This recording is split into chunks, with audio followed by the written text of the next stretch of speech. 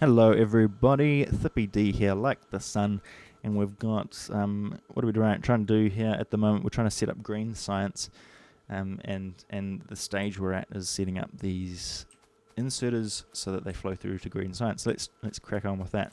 So these guys need the electronic circuit, which is good because we've turned those on and they're coming through. What I need to be doing while we wait is just continuing to build transport power. Although having said that, I forget. I'm actually just producing them right now anyway, and the reason I say that is because we want to pull these along so that we can access them on the bus and pull them down to here. So these guys need the green circuits. They also need the iron gear wheels and the iron plate. So what I think we're going to do, the throughput of these, it's not going to require a huge amount of throughput. So what I'm going to do is I'm going to combine a single transport belt with the green circuits and the iron. Yeah, so we'll do that.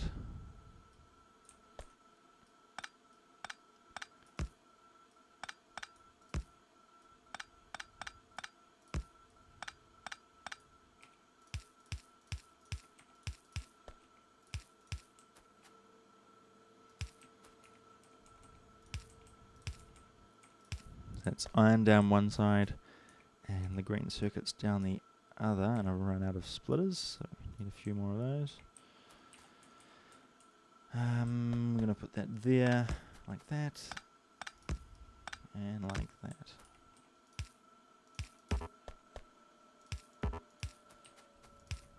And there we go with the green circuits as well. So those feed into those, and the only other thing that we need for these are the gears, and the gears are going to have to be done this way.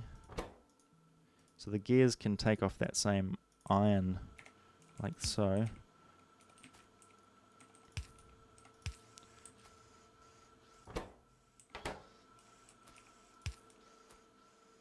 But we need some way of feeding that production of gears into this. I still have enough long-handed inserters to achieve that. So we set that up there. We just need to think. So I either need to do that or that. I think it's going to be there. A little bit of restriction because of the electric pole coverage is limiting what I want to do here.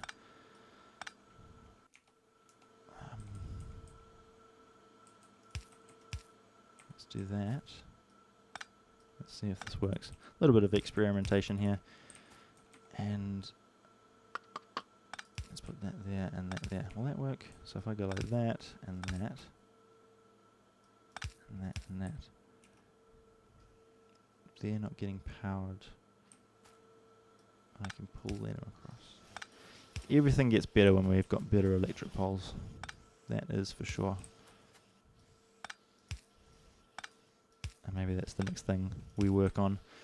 Although I keep forgetting that we really need to work on trains.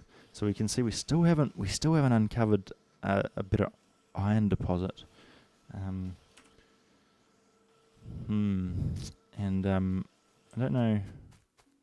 Let's just go check it out, just for hopefully we haven't depleted any of the miners yet, but actually you never know. We could well have depleted one of them or two of them. Might as well craft a few more and plug them all in, just so we've got full coverage. And if you missed my rant about not having to worry about depleting it quickly, and from I think the first or second episode, you know that I'm not too concerned about using it up quickly.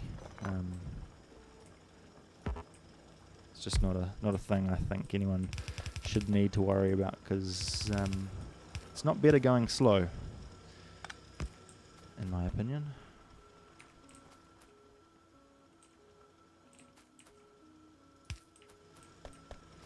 This is another setup that's just another example of things that just work better with better electric poles. just the structure of these. So I mean, I don't even know if I needed to. I probably did need to increase the production of iron ore actually, because it's not backed up, and that would suggest that we're not using up all our we're not using up all our furnaces to produce iron, which means iron's not being produced as quickly as it could. So I've done that now, and that should start perhaps activating these final furnaces. The iron itself is backed up, so there's no urgency to get it quicker. It's just we might as well plug it in if we're down there. Right, so we need to feed these now. So what happened here? So these guys are just not. Oh, we're not feeding these with We're not feeding them with electronic. Oh no, sorry, I'm completely mistaken. It's been running blissfully while I've been away, and it's produced a full belt, and that's why it's not going.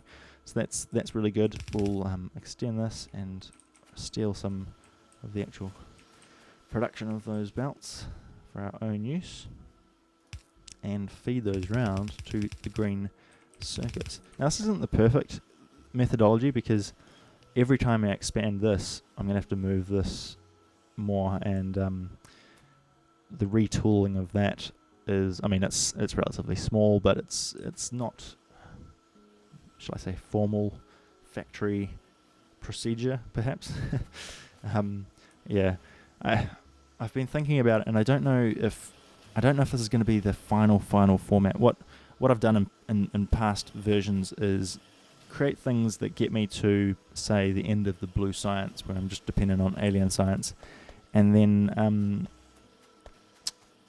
then completely just come in and demolish it and reset it up in a new format. Get the robots to do all the deconstruction, and just start from scratch. And it's quite good, because you can, at that point, you've got all the resources available to you. And just while I talk, I think what I'll do is I'll bus these over to here so that we can do do the research itself over here. It's really quite good, because I guess you've got a sense of the scale that you're trying to work to at that point, and you've got the resources at your disposal to produce a really amazing factory at that point, because you can store it all in storage chests while it's deconstructed and all that kind of thing. And it can be quite fun. So, okay, so where are those labs? Oh yeah, they're here in my inventory. So we'll set up a science area, and the way it's going to work is the red and green obviously are produced this side, and then the blue will be produced this side, and we'll also plug in the purple, which is a relatively simple factory at this point, just a single assembler, and they'll feed in from this side. So this will come down here like this.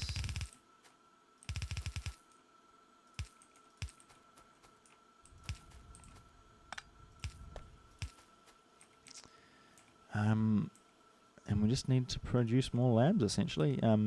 We'll plug in these like so.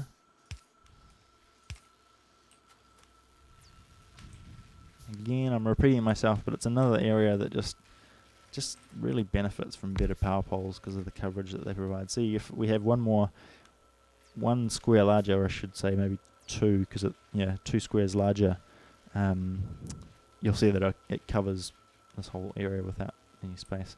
In the meantime, we're just going to have to do some asymmetrical, or maybe, shall I say, mirrored inserter patterns instead of my preferred kind of repeated patterns. That's a preference. It's not gonna mean our science is running any less efficiently, but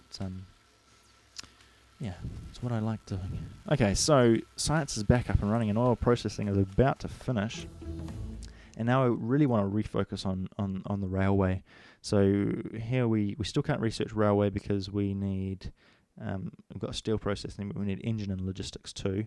So engine we can work on. Logistics too brings with it better, faster belt essentially, but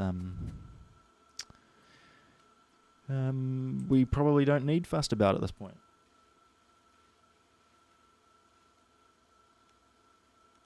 It's just we don't have any need for any huge amount of throughput. I guess again one of the principles of design that or maybe approaches to construction, I should say, is that I prefer to start small, build everything with the intention of scalability, but we don't need to juice everything up to max speed at the start. As long as you're planning for increased scale, you're going to be fine. Okay, so I've just got a bit of resource on me that I want to get rid of, coal in particular, and actually I've just got lots of copper plate on me. I'm not exactly, can't remember why. What I also will do is just set up a stone furnace, and this will be really small because we just don't. There's no huge demand for it yet. So I'll just do 4 in total for now. I think that will work. Will that work? That's one too many, isn't it? So the stone will come up here. The stone brick will come up here.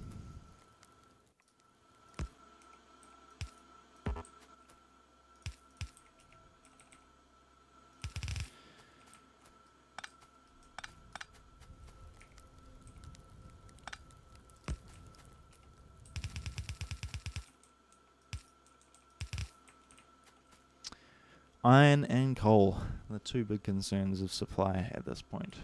Still not sure where we're going to get a longer term supply of those two things.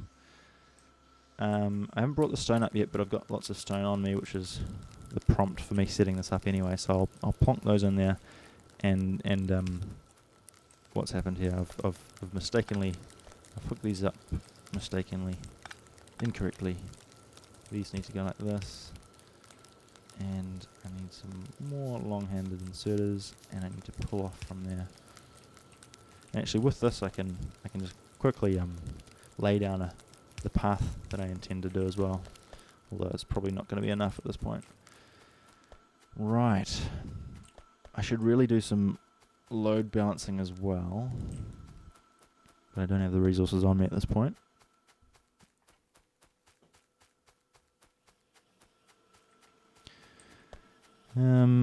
Yeah, let's just sort out that load balancing.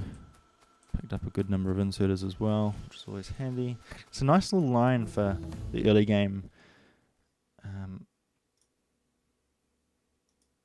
Logistics too. Yeah, it's a nice little line for the early game because it has your inserters and transport belt, which is you often need a lot of. So your green science is nice to have, nice to get set up and running.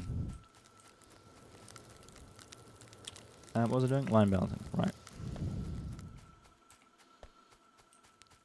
I just need more iron plate for these guys. And again, I like maintaining the pattern here, so we'll go like this.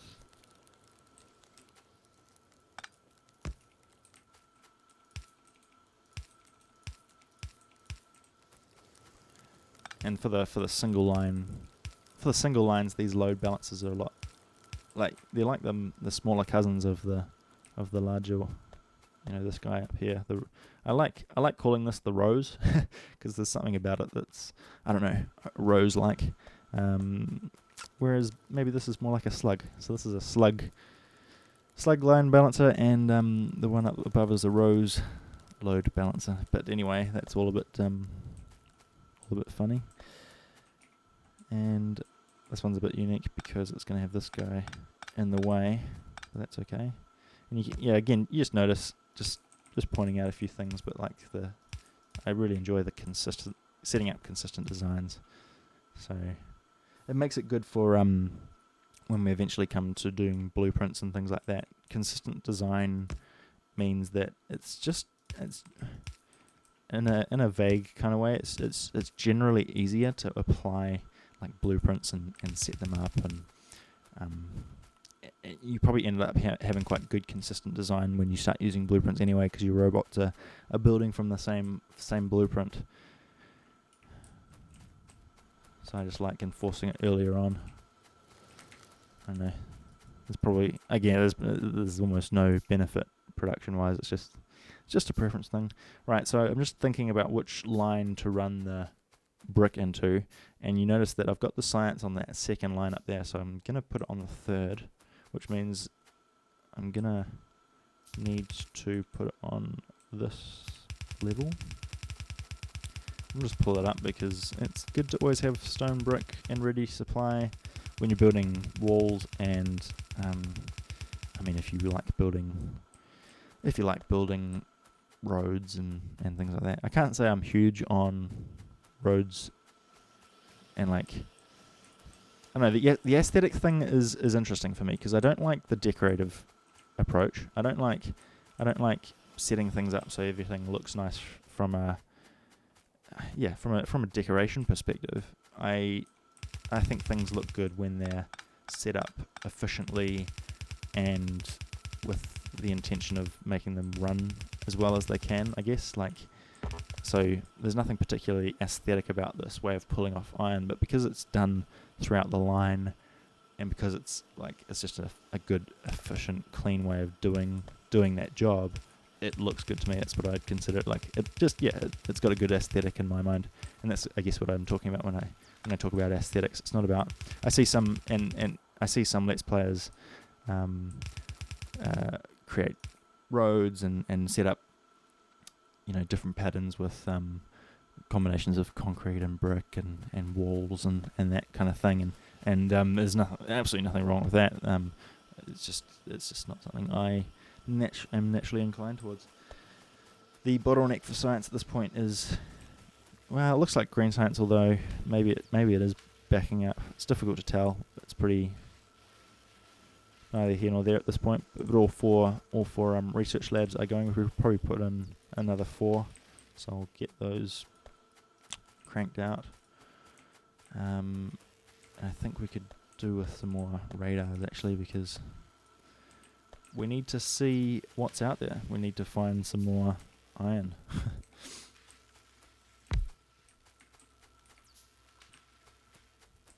I keep running out of transport belt as well, so I think I'll do the same thing that I did before, which was pull off some transport belt. I'll just put it there because we've got electricity there already. Pull off some transport belt so that it's always available. I can always grab it.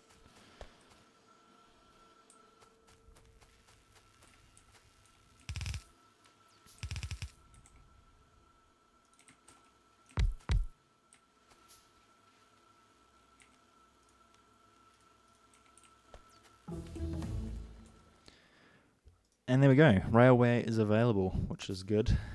Railway. There's still a little bit to do before we can actually get trains up and running, because we need engines. And, well, engines aren't tricky, but again, everything takes time, so just need to set those systems up.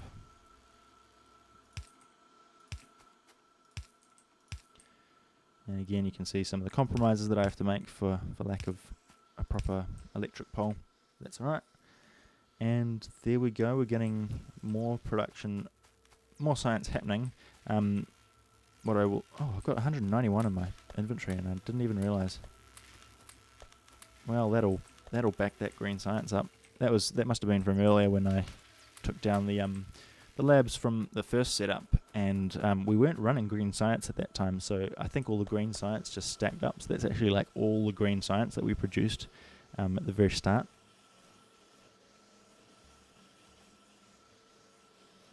And so that's going to cause a bit of a backup, which is fine. I mean, we're going to use it all eventually anyway. So railway comes along, right? So what's next? We've got the furnaces up and running. Supply of resource at the moment is okay. Like, we're not short on anything. It looks like a bottleneck is in the red, perhaps. This one's not getting any red and hasn't got any red for a while. Well, that might be an exaggeration. That's fine for now. It's going to be fine. I guess the next thing would be to set up some kind of... I think I need to bring up stone, because I need to set up, even though we don't have rail stuff researched fully yet. We will need stone to create the track, and that's probably, it's going to be better to do that sooner rather than later, because I think I want more of our research. What am I trying to say? I want more of our resources angled towards. You can see that's where the path is going to go, and I've got to do something about cleaning this up. We want more of our resource angled towards producing railway sooner rather than later, because if we get to a situation where we run out of resource but don't have railway, it would say, I think we're in luck. I think the radar has just exposed some good news. If you can see on the minimap what I'm talking about here, you can see that is iron up there, and that's a good hefty size, and I think that means that we're going to be, after all that concern, we're going to be fine with a longer term iron supply, and from that it's almost like the moon and our access to the rest of the solar system. We can almost launch from that iron and easily get to other iron sources. So that's good news. You can see where the path, I'm going to put that path across there, but that's probably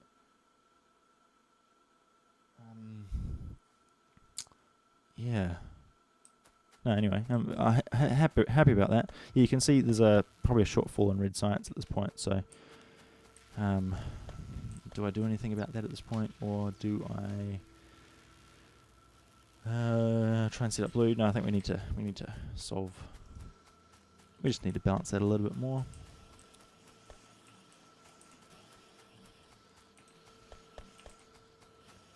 Get a few more assembly machines.